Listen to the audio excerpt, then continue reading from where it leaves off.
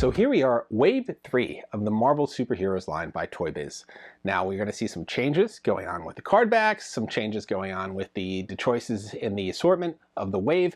This is the largest wave. We have 10 figures in this wave. We're not at duplicates yet. we get that in a reissue wave coming up next. So these are all new figures to the line.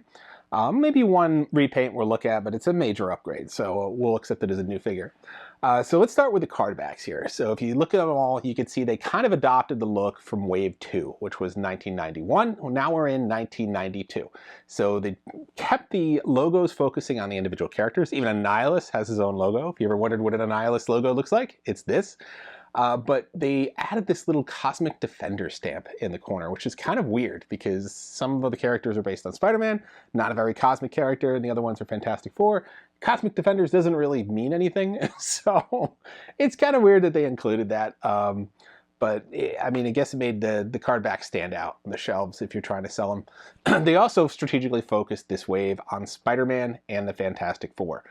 Spider-Man was selling, hugely popular, so we got 3 new Spider-Man characters. They are new Spider-Man, they are not repeats yet, so they are featuring new aspects. And then we get the Fantastic Four. I mean, we also got the obscure Deathlock, who's thrown into this wave for some reason, I don't know, but he is here as well. But Fantastic Four also hugely popular based on the John Byrne run of comics at the time from the early to mid-80s. So their Negative Zone adventure is what hugely inspired this wave of Fantastic Four characters. Now we'll look at the back of the card backs here, a little different. So we started out with Wave 1 where we had the 8 on the back, Wave 2 where we just had the individual characters. So now we have pictures of the individual characters with a little bio, and we get a card back featuring all the characters from this wave, which was traditionally how we saw a lot of toy lines at the time, advertising all the characters in the collection or that were currently available.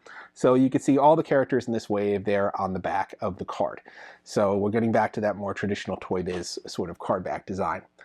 So that is essentially it. The only other fun thing to point out is this Invisible Woman character is incredibly rare in terms of the availability of Toy Biz characters from this line. She is the hardest one to come by. You'll see a lot of people do reviews of this wave and they're mistakenly put the Sue Storm with Catapult in here. She is from 1994. She's part of Wave 5. This card is stamped 1992. This is part of Wave 3. So there's the confusion. She's also rare, so a lot of people either don't know about her or don't grab her to do a review on.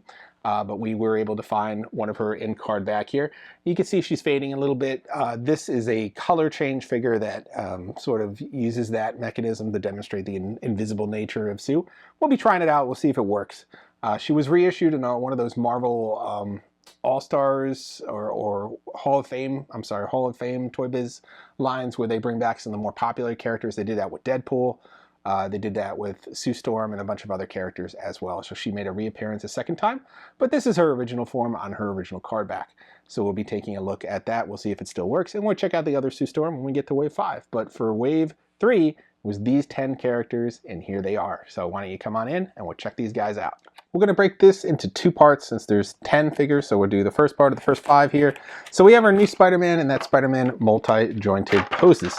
Now this Spider-Man has, as you can see, a lot more articulation than previous Spider-Man. So he has his wrists, he has his elbows, he has his shoulders, he has his legs, his knees, his ankles. So he can get into some really funky, classic Spider-Man poses here, where he has his little hand out and all sorts of things. That's essentially it. I mean, Spider-Man was one of those aerial gymnasts in the comics, and now you get to have all those crazy poses with your Spider-Man. He even has ab articulation. Look at that. I mean, that is crazy. For the time, 1992, that is a lot of articulation. That is pretty close to some modern articulated figures. So this was something novel for Toy Biz to do, and they kept the price point around the same as the other ones.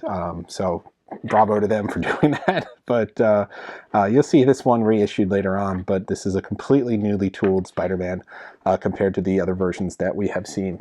So outside of that, next up we have the Silver Surfer, and this is going to be a reissue of that Wave 1 Silver Surfer, except this time, as you can see, he's chrome. Before we had a regular painted version of Silver Surfer here from the Wave 1. but now we have our chrome version of the guy.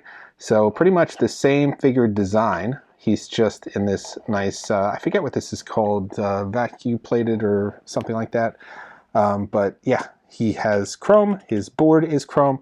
However, as opposed to the last board having that pull back and go mechanism, this board is just on wheels. So this is a different board. It's completely newly designed. You can see everything is different about it.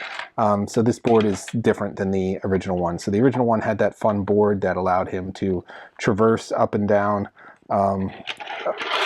structures and stuff like that. This one just kind of surf.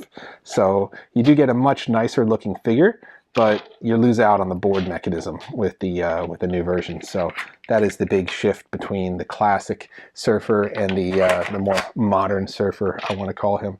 So next up, we're going to have let's see here, Venom. So Venom is completely redesigned from the original Venom here, and he's going to have a new feature. He's going to come with this little vest thing. I think it's just, you throw it on the bad guy, or I'm sorry, one of his enemies, like Spider-Man in here, and he gets like, venomized or something like that. But that was what this vest was. But our character here is completely different than the original Venom. You can see the other Venom, as we called him, Fat Venom, right here, that had his feature where he had the fluid that would shoot out.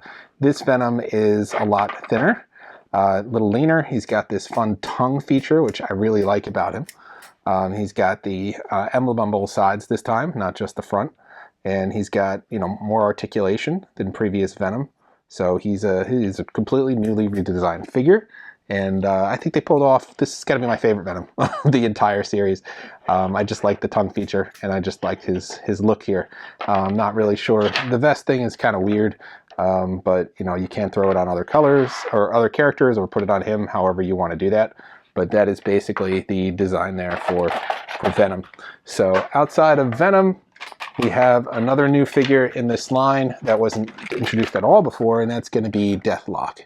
So Deathlok here is an odd choice for this line. He's a relatively obscure character at the time, and the only feature he has is his head lifts up here on the side a little bit. Let's see. Here's a panel in the back. You can make it lift up, and you could reveal his cyborg brain underneath. That's it. That is his play feature. Is it lifts up a little bit so you can see a brain underneath, but that is really it. There is no other feature to this guy. He just has this gun here that goes in his hand that is connected to his back, and he's a cyborg. It was a weird choice to include him in here. I mean, he's a lot of detail, a lot of paint applications on him, so he's kind of interesting in that respect. But he was a relatively obscure character in the comics at the time. Weird choice to make into a figure, but a lot going on here with this rubber hose, the gun, and then this weird panel on the head. So not sure why they made all those choices, but better or worse, Deathlok is included in the Marvel Superheroes line as a Cosmic Defender here. So last up, we have a new Spider-Man. This is Spider-Man, I think, Web Tracker or something like that. Let's see here. I'm just going to double check the pad. Enemy Tracing Tracker. So this Spider-Man, again, like other Spider-Mans, is a little bit new. He's going to have this similar design, but this one has a new function.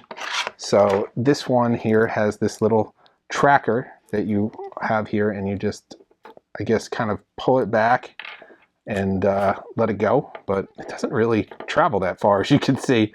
So I'm not really sure how they intended this to work ultimately, because it's not very elasticy. It feels like fishing line.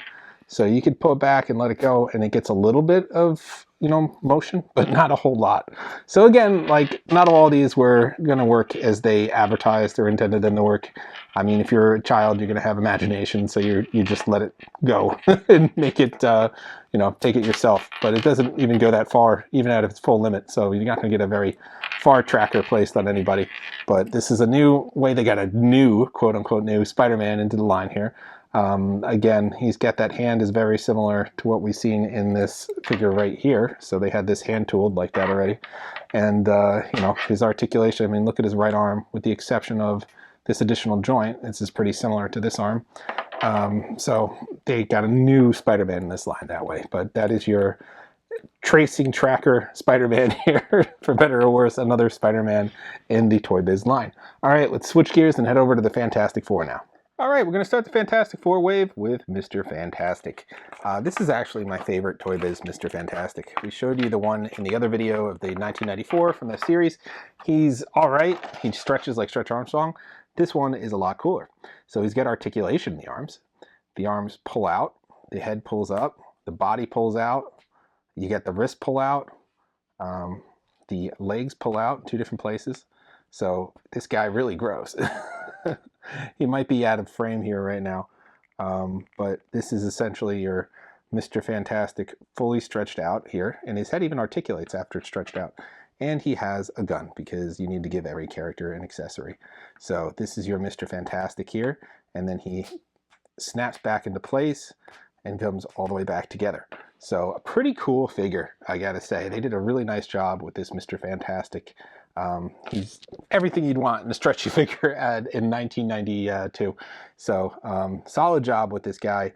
I think he's better than the 94 version, just because he can articulate, where you can't do that with the other one. He can even sit down easily.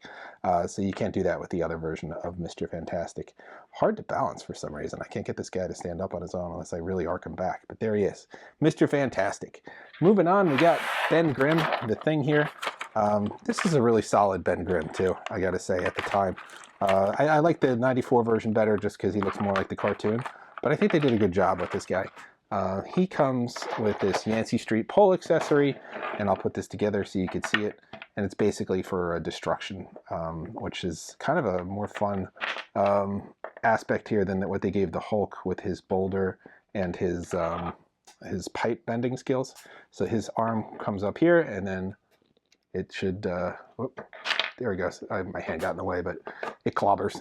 It breaks things apart. No articulation in the legs or arms. The Thing is pretty solid, just the head articulation there. But that is a pretty cool feature to include this Yancey Street pole. I think it's fun. It just kind of breaks apart. You could have, you know, all that fun as a kid with the Thing clobbering things. Of course, you can make other things break, but you know, this was kind of the standard that it came with, so you can do that on your own. So there's your Thing here, Ben Grimm. I mean, there's not much more to this design. The rock face, the Fantastic Four underwear, that's pretty much it. All right, now the rare figure, Sue Storm. Basically what her thing was is she came with this disc. I guess it was supposed to be a protection disc or something like that. And it could go on her back, sort of like she's from Tron, I guess. So you could go on her back like that. And she had this ability to change color. Now, what I'm going to do is at the end of this, right after this segment, I'm going to take her and put her in 2 different vats of water. We'll have hot water and cold water, and we'll see her change color. But I just wanted to give you a quick overview of the character. So here we go. We have her with her articulation. One of the few girl figures in this entire line, and the other one was just her again. So the only girl figure in this entire line. So that is your Sue Storm there. She also had knee articulation. Which is a lot. I mean, for at the time to have this much articulation in the figure. So they did a good job with her. It's just obviously back then girl characters did not sell well in action figure lines. We'll take a look at her in just a minute to see that awesome color change feature, if it still works. We have our Johnny Storm here. Oh, there goes his fireballs. Johnny Storm, very similar to how the other version of Johnny Storm is going to work. But, you know, he doesn't have articulating legs. He has those flames on his body, the fire sticking out of him, very nice. In the other Toy Biz line, he was just a rehash of the Silver Surfer figure. At least the first version of him was. But this time, they did well. They learned from the Pumpkin Bomb mistake. He's got a little portion sticking out here, the fireball that connects into the hand. So he could hold it. He could actually hold it. And then you could take the arm back and let him launch it. Like, well, maybe I put it in too far. So there we go. He could hold it and then he could launch it. Again, it's not going to be perfect, but he could launch it enough that it will make some motion. But it's a step improvement over the fireball, or the pumpkin bomb. So we saw that he got to actually hold it in his hand. This one, you could, yeah, it doesn't work that great, but he will throw it a little bit. If you find the perfect balance here, where you get it in just far enough, it will make some kind of motion where it will go that way. But that is your Human Torch, rounding out the Fantastic Four characters of the core four. Sorry, we still have one more character from Fantastic Four, and that's going to be Annihilus. We have Annihilus here. Odd inclusion in the Wave, but you know, he made it in both Toy Biz series here. He only had one episode in the cartoon, but here we have Annihilus. He has articulating legs. You can see the joints there for the knees. Articulating arms too. So they went all out for Annihilus here. You're going to have to move the legs out of the way so you can get the wings working, and we'll show you that in just a moment. But his feature here is the flapping wings. So they just have a little bit of flap, not a whole lot. We're not talking flying monkey here. We're talking flying insect, but that is his feature, is slightly flapping wings. But a fun inclusion. I love the color scheme on him. Fun inclusion into the line to give the Fantastic Four sort of a bad guy. I mean, they weren't going to throw in Galactus or anything like that. They did eventually, but not in this series. But he's got these wings, for better or worse, that flap a little bit. And he just stands here. Other than that, that is Annihilus, and that is the last figure in the line. Let's check out that Sue Storm really quick. Okay, we're going to see if this works. We have the warm water here. We have the cold water here. I haven't tried this yet. The warm water should make it disappear. And I am not seeing too much of a shift, although this figure is significantly old. I am seeing it go a little bit more white. So maybe that is working. We'll see. We'll give it just a minute here. It is a little lighter. I will give it that, but it is not completely invisible. We'll put it back in the cold water to see what happens. I don't have high hopes for this, honestly. It is super old, and I just think these have not kept their color over the years. It's a paint or some other feature of it that washes off over time, and I don't see too much of a difference here. So I don't think it still works after all this time. But in essence, it was supposed to go lighter. You could see it lighter on some parts of her, and then it was supposed to return to this dark blue. It probably worked really well 30-something years ago. Let's see if we can do it with the disc. Yeah, I'm not seeing too much of a reaction. It might just take a long, long time. I don't know. I'm not going to make you guys wait, but I don't see any shift in color either way. But that's Sue Storm. That's how she should have worked, is changing color, but it's just too old. You can't really fix this one. So that is the end of the demonstration here. I'm sorry I couldn't get it to work, but you know, it's just an age thing with these figures. And there's your Wave 3. I really wanted Sue to work, but you know, she's like, what, 33 years old at this point, so it's just not going to happen. Some of those weird color fading technologies just after a certain point just gave up, even though she was brand new in package. I just think it only has such a life to it, and then it just stops working. If you look at a lot of samples of Sue in the package still, you can see the color faded. It just did not hold up. It could either be sun exposure over time or something else. It didn't hold up. Similar to that Venom, where we saw the fluid in the package, that stuff started eroding. It just doesn't last forever. Now the electronics, you could always try to save and bring those back, and we'll show you. We did get some electronics working. But you're only limited when it's paint or some other kind of you know, chemical compound. It's just going to fall after time.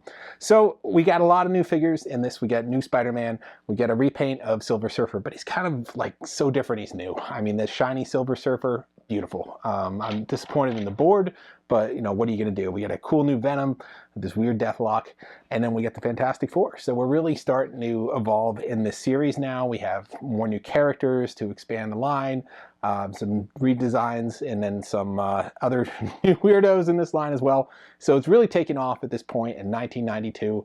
We have we have 25 figures, I believe, at this point between all the waves. So it's really growing, and we have 2 more waves ahead of us before the end in Wave 5.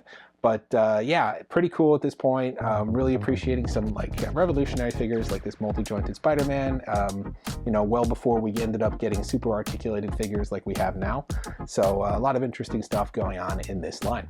So obviously we have more. This is only the 3rd part of our 7-part series, so we're about halfway done. So tune back.